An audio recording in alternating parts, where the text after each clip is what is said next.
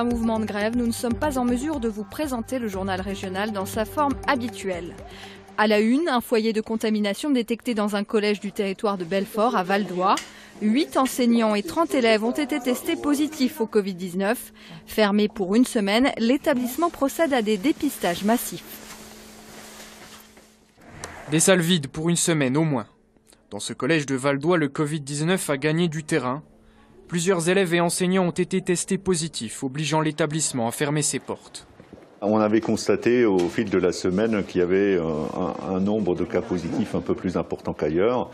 Et c'est arrivé jusqu'à 28 cas positifs vendredi. Et donc à partir de 30 en général, on se pose vraiment la question dans un établissement scolaire de l'intérêt de fermer pour éviter effectivement l'effet cluster, l'effet de contagion épidémique, quoi.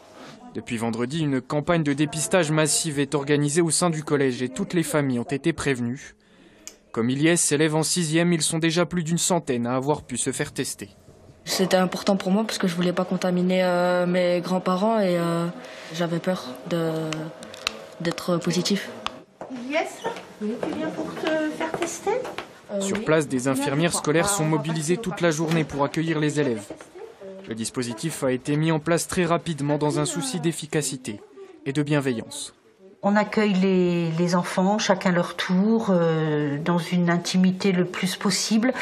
Et on leur explique comment se passe le test et on essaye de les rassurer le plus possible parce que tout ce qui est inconnu, tout ce qui est médical, ça leur fait peur. Je te remets ça et je te laisse aller voir l'infirmière qui est par là-bas. D'accord, merci. Donc pour que ça se passe le mieux possible, il faut le détendre, surtout et respirer grand ouvert par la bouche. Hein ? Ouais. Voilà. Les tests antigéniques permettent d'obtenir un résultat en 15 minutes. Pas de souci pour Ilyes qui va pouvoir repartir chez lui rassuré. Vous avez la bande contrôle qui est bien affichée et la bande test, donc rien affiché, c'est négatif. Le collège va poursuivre ses dépistages dans les prochains jours.